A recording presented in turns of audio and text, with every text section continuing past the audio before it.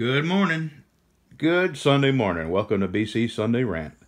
I'm going to tell you about my encounters with some of the worst cops. But I got to tell you, by and large, the vast majority of the cops I've encountered over the years of my trucking history were good cops. And more often than not, I got a warning instead of a ticket. But I got a couple of bad ones I want to tell you about. And we used to pull a tanker, my wife and I, and we picked up this brand spanking new tanker, and we took it on this virgin run. It had never been used before. It was a beautiful tank.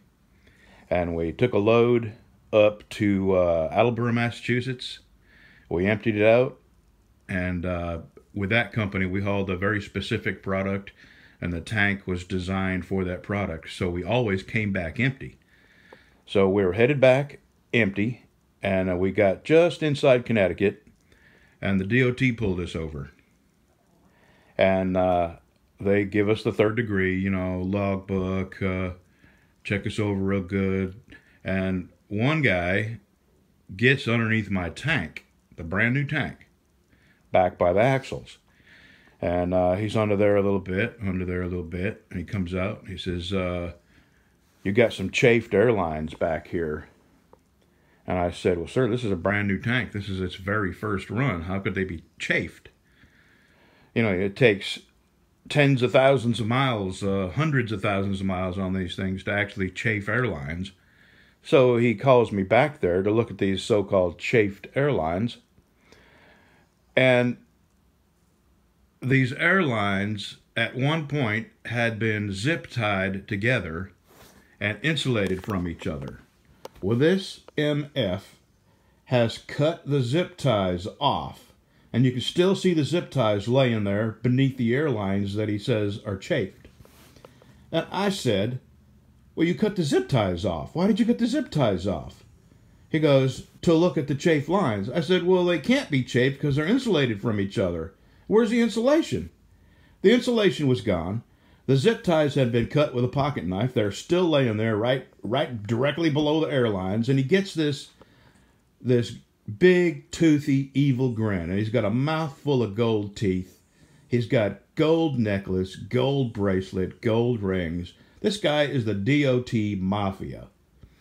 And he says, well, I can find something else if you'd like.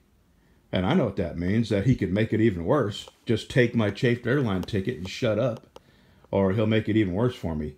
An absolute crook with a badge. And another time, we got inspected. I think it was in Florida. And we had run over some tacks, like thumbtacks. And these tacks are in one of our tires. And this guy made a big deal out of us having thumbtacks in our tires. And the tread in the tire is about 1.5 inches thick. And let's see. Oh, yeah. I've told this story before. I was coming into Sierra Blanca check station in Texas. That's east of El Paso. It's this long hill that goes up to the top of Sierra Blanca. And they have this check station. You're probably not familiar with them anywhere else but in the extreme southern states. Texas, Arizona, New Mexico, and real close to the border. And what they do basically is pull you over and check, see if you're illegal, and look for drugs, that kind of thing. It's Border Patrol is who it is, who operates them. And I have been going through this Sierra Blanca check station for 12 years, 4 nights a week, and you would think they'd recognize me.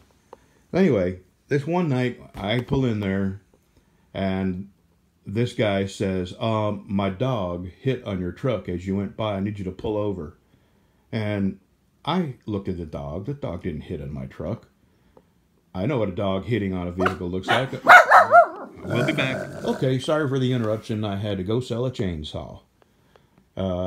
Anyway, yeah, they pulled me over at that Sierra Blanca check station, and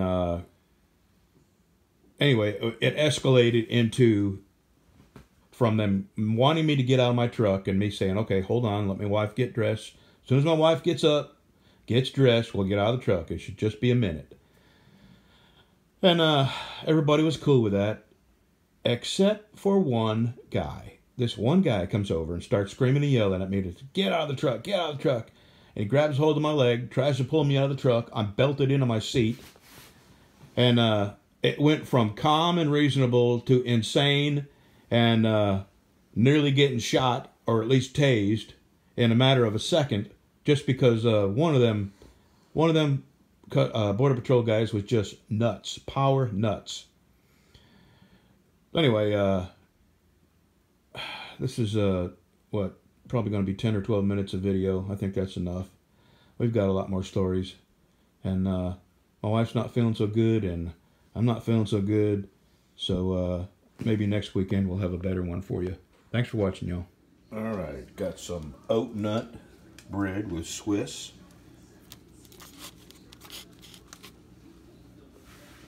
Ham. Fried egg.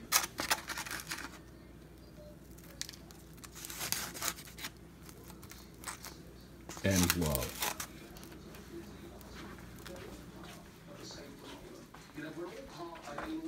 A movement against what has happened over the last 2 or 3 decades, which is kind of the victory of bureaucracy. She thought you were bringing that to her. Look at her looking at you like, Sorry, you get the next one. Massive quantities of butter. Duke's mayonnaise.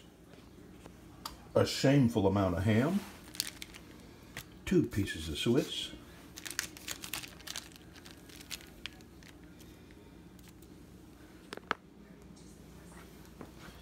Two eggs, a cup of coffee, and consume.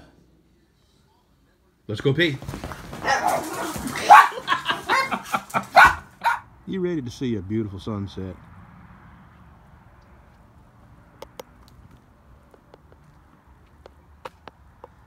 Yep, beautiful sunset.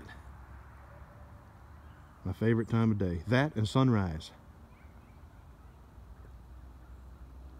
Beginning to think it's a crow. Oh, I wish I could scream at it and tell him to quit. I'd rather have the hawk here. Well, poor hawk. Well, They got 2 crows after him. well, that one, there's a hawk. That's the mama. Oh, okay, there's 2 hawks up there now. Right. There's mama and daddy. You know, they've been here. For years they've been raising here. Every year.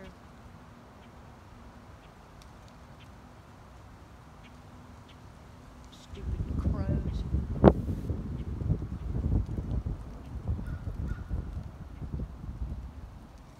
I wish they'd pluck that crow out of the sky. That tickled me. Jeez, Yeah. he dive bombed him. Good Lord, that's a cat fight there, man. Listen to him. Yeah. Did you hear him? Yeah, they're pissed. Yeah. Look how close they're getting together. They may be going. Yeah, they're gonna fixing to grab that crow. Oh, I'd love that. She's fussing. I can hear her. Did they get it? I'm looking through the screen. I can't quite see. The crow left. That Oh, yeah? crow's got Okay. a nest over here somewhere. Look. Man, It took off that way. yeah, And that's pretty cool.